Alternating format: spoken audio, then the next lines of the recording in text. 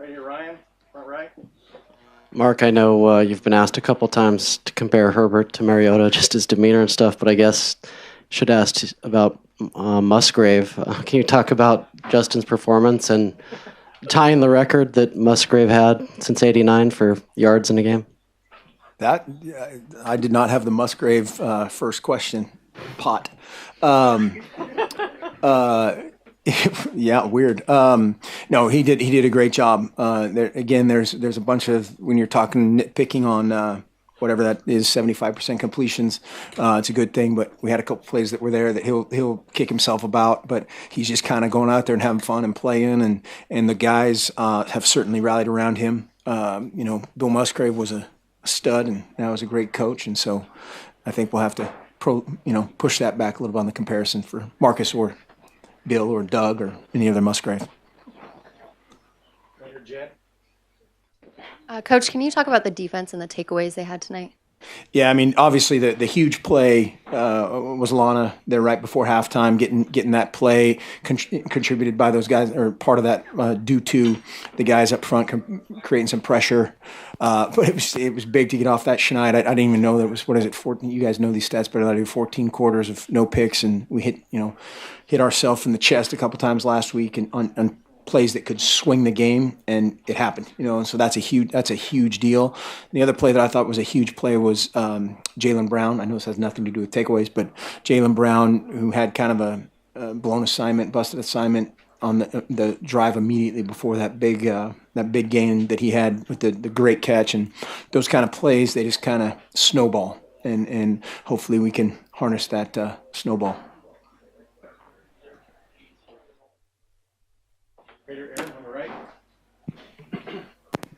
There's a lot of talk this week about Herbert dealing with ASU's pressure and bringing all sorts of eclectic blitzes and stuff like that, but he appeared to be completely in command at a senior level. Like, what about him gives him the ability to not be rattled by anything a defense seems to do to him? Well, I think, yeah, it's a everybody in deal. I think the coaches had a great game plan to vary both free releasing the back, protecting, how varied we were in protection is a big deal against these guys because of how they pressure you.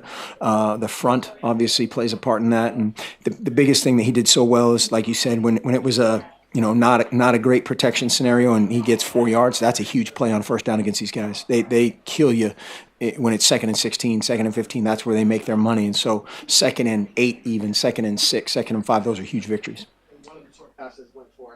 Yep, perfect example. That was a max blitz, zero coverage deal, and Farrell had him out leveraged, and then we got a couple big time blocks downfield. Royce is behind the glass right here. Austin in front of the glass. Mark, obviously it's been a tough stretch here, but when you look at Justin and the way he's playing, do you feel like if people can just be a little bit patient that he could get you back to where you guys want to be as a team? Well, it's not a one-man show, but that quarterback position is awfully important. As you look around any level of football, that's the spot, and he's going the right direction. We can't anoint anybody anything at this point, but we like where he's headed. We love his demeanor. We like how he works. Just how he's handling it in there right now he's handling it like a vet, and that. We'll come back to work, and it'll be a big-time challenge next week on the road against a extremely talented defense at SC, very well-coached defense at SC. Just, Mark, to that point, you talk about the way he's handling it. What do you see from him emotionally in terms of taking on that leadership role in the locker room, on the field, as a true freshman? I think his leadership, or his taking on the leadership role, is by how he's playing and how he prepares. He works his tail off. He comes in and does extra, and he practices great, which, we always tell our quarterbacks, there's no off position on the quarterback switch, because you've got, for your team to be great, you've got to be great every single day.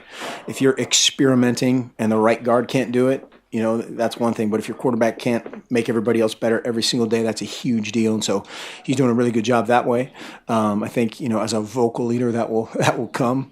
But he's a pretty level-headed dude. He's a pretty cool customer. Yeah, Mark, you haven't been part of losing very much here in the last several years. But what does a win do now? I mean, does it? I got to believe with young players, it would really embolden their confidence. You said a tough matchup next week, and all games are different. But just the confidence factor? No question. Huge. And that's one thing guys need to be, they're sitting with their Xbox for 10 years and hitting reset whenever they're behind, hit reset, hit restart, power this, and it's just easy. Or you're told you're the greatest player ever in the history of the world for 5 years, and then you get kicked around a little bit. And so to see that result, that tangible evidence of how hard these guys have worked and how they've stuck together, certainly is a big deal. Now we have to put it together next week, and the approach doesn't change. The approach doesn't change at all to how we do things. We'll nitpick everything and go back through and improve. I have Coach Neal in the back. Coach Neal's in the back.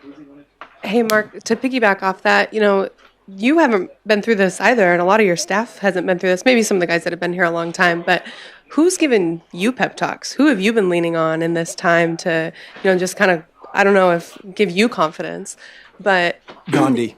What? Gandhi. Tremendous motivator. No, there's I've been very lucky to be around a lot of great people. Some are in this room that, when things are, let's put rough in italics and quotation marks of where we are right now. But you find out a lot about, who your real friends are and who sticks by you, and that team does, no question. And, but this is one game. We don't need to, again, anoint the quarterback, or nobody's smart again. We're still all idiots, myself at the top of that list. But we'll go back to work and get better next week.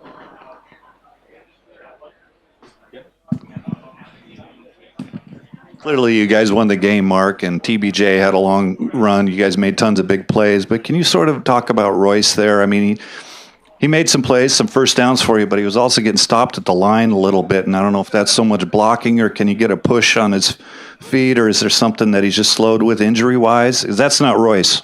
I don't know. Without watching the film, that was one thing we were talking about on the sideline, just how things were hitting. But I'll have to take a look at the tape and get back to you. Again, we believe in that dude 100%. And we believe in Matt Lubick 100% too. Appreciate it. Good, all right. Thanks.